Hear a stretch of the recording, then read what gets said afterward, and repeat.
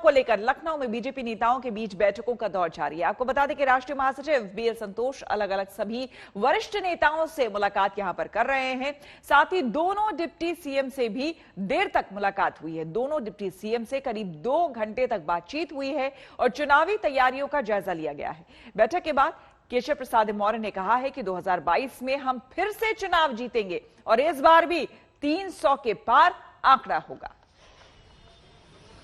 आपको बता दें कि उत्तर प्रदेश में आने वाले समय में विधानसभा चुनाव होने वाले हैं और उसके मद्देनजर अभी से बीजेपी की अब तैयारियां जो है वो शुरू हो गई है और इसी के मद्देनजर ये बैठकों का दौर जारी है। दोनों डिप्टी सीएम से मुलाकात हुई है और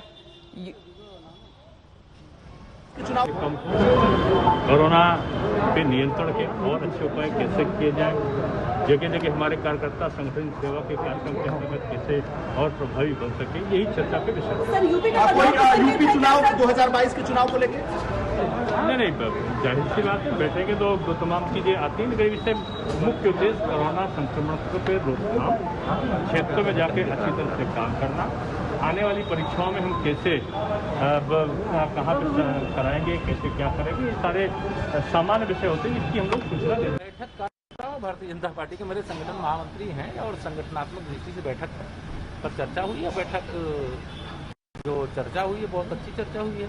2022 में हम लोग फिर एक ऐतिहासिक विजय प्राप्त करेंगे। बताया जा रहा है कि 2022 है या कुछ और भी है, क्योंकि बहुत सारी चर्चा है। 2022 300 पार। तो आप तो इस तरीके से करें जैसे कि जैसा में 2017 में बात कही थी वही बात आप पूर्व प्रदेश अध्यक्ष हूँ मैं, अपने अध्यक्ष जी की अगुवाई में फिर 300 पार जिताएंगे। क्या और इसी खबर पर देखिए हमारे संवाददाता शिवेंद्र श्रीवास्तव की रिपोर्ट।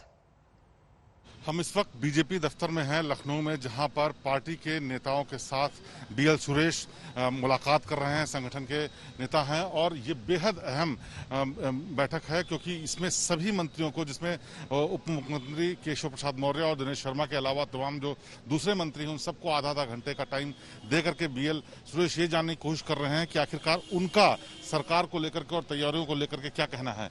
कहा यह जा रहा है कि सारी ये जो कवायद है, जो बैठक है, उससे ये जानने की कोशिश की जा रही है कि आगे चुनाव में जाने के लिए किस तरह की रणनीति का इस्तेमाल हो, नेताओं की क्या राय है। लेकिन इसके पीछे एक बड़ा तर्क ये भी है कि जो संगठन है वो जानना चाहता है कि अलग अलग मंत्रियों की सरकार को लेकर क्या राय है और क्या वो सोचते हैं कि जिस तरह से चुनाव हुए, जिस तरह से पंचायत चुनाव में पार्टी को हार हुई और जो भीतर जो नाराजगी है वो सब क्या है, वो सब जानने की कोशिश संगठन करेगा और बहुत संभव है कि इस पर कार्रवाई करते हुए आगे का कोई कदम उठाए पार्टी। लेकिन फिलहाल ये बेहद महत्वपूर्ण बैठक है जिसमें अलग अलग नेताओं से बीएल सुरेश मिल रहे हैं और इससे पहले मुख्यमंत्री योगी आदित्यनाथ से कल मुलाकात हुई थी। और ये बैठक इस लिहाज से भी अहम है क्योंकि आने वाले दिनों में जब चुनाव होंगे उत्तर प्रदेश में तो उससे पहले कोई फेरबदल, कोई चुनाव में रणनीति तय होगी तो वो इस बैठक के बाद जो बात फीडबैक मिलेगा उसके आधार पर ही तय होगी। कैमरामैन संजय सिंह के साथ शिवेंद्र श्रीवास्तव, लखनऊ आज तक। शिवेंद्र हमारे साथ जुड़ रहे हैं सीधे लखनऊ से ज्यादा जानकारी के साथ। शिवेंद्र, ये बैठक वाकई जो वहां पर हो रही है वो कई मायनों में अहम है। 2022 का चुनाव अपनी जगह तो है ही, पंचायत चुनाव जिसका आपने जिक्र किया, उसमें एक तरह से कह ले कि विपक्ष तो ये कह रहा है कि बीजेपी को आईना दिखा दिया गया, लेकिन इसके साथ ही साथ मुद्दा एक और अहम है, वो है कोरोना, जिसको लेकर पब्लिक सेंटिमेंट जो है वो कहीं ना कहीं इस बार जो है वो उखड़ गई है और इसको भी समझने और समझाने की कोशिश।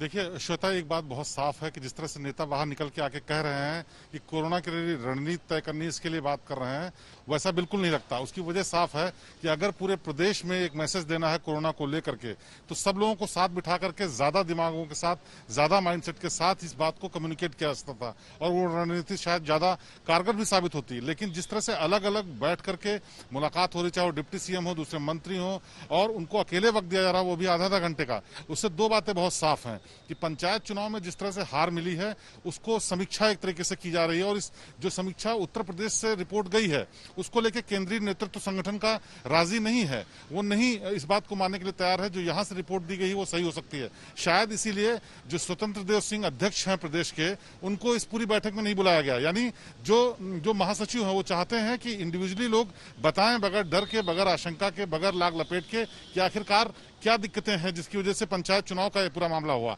दूसरी बात, कोरोना संक्रमण के काल के दौरान जो डैमेज हुआ है सरकार को, उसको कैसे रिपेयर करना है, लोग क्या सोचते हैं, और 2022 के चुनाव में जाने से पहले क्या इंडिविजुअल राय है मंत्रियों की, नेताओं की, ये भी जानना जरूरी है, और उसमें कहीं किसी का कोई इन्फ्लुएंस न हो।